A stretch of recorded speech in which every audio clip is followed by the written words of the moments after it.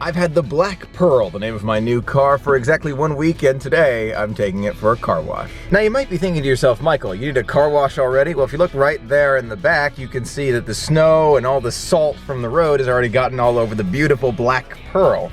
And I don't like that. I have a new car, I want to keep it clean. Usually I would wash it myself, but it's like 40 or 38 degrees outside.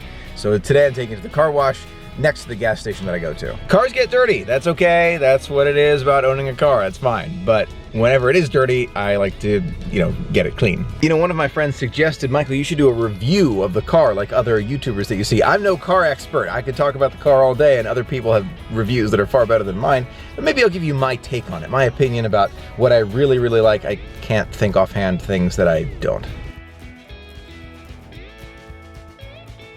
Oh, cool. And look at that, a few of my friends sent me some wonderful Christmas gifts. Thank you so much, I really appreciate it. First time filling up the Black Pearl. Definitely. You can see I'm not the only one interested in the car wash today. There's a bit of a line over there. Don't worry, we'll get you cleaned up. Since I'm waiting in line, it seems like the perfect time to give you my not so in-depth review of the 2018 Honda CR-V.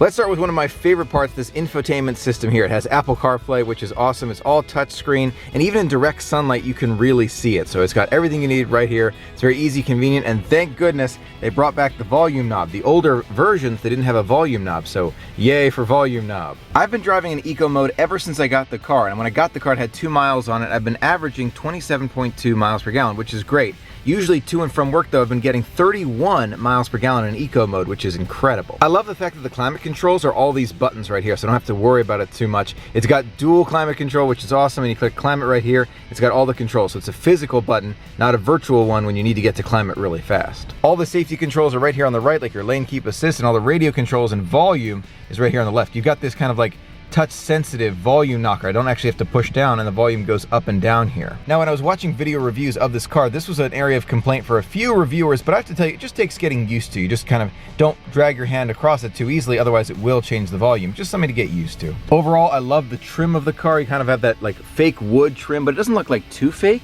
It looks like they're not trying to mimic wood, they're just trying to get the good look of wood, which is really cool to me. There's tons of room right up front, especially for someone tall like me. This is exactly where I want to sit. Feels great. There's tons of cubby holes everywhere, including here and the 2 cup holders. You got this really deep, way down there, kind of center console area in this area where you can keep your phone or a tray or for change. Right up there, it can also be removed, which is awesome. In the back, you can truly fit 3 people. There are many cars that I've driven where you can't fit 3 people back there because it's kind of the center seats made for kids.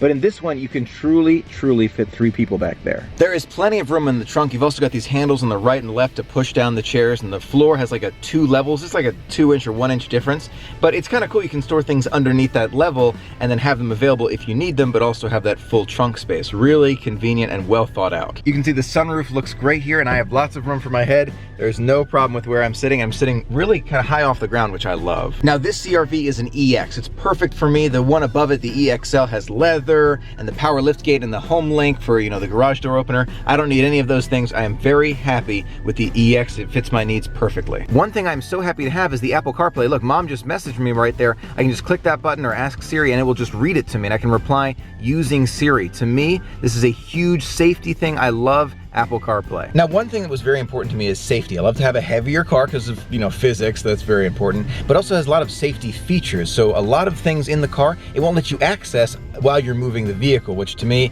it's very important because I can be distracted. I'd like to think of myself as a safe driver. I do not vlog while driving, very important to me.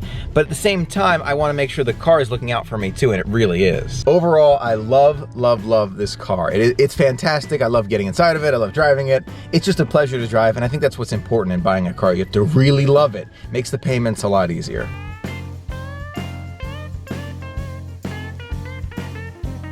Now there's no automated car wash that can do quite as well as a personal hand wash, but it's too cold outside for personal car wash at the moment.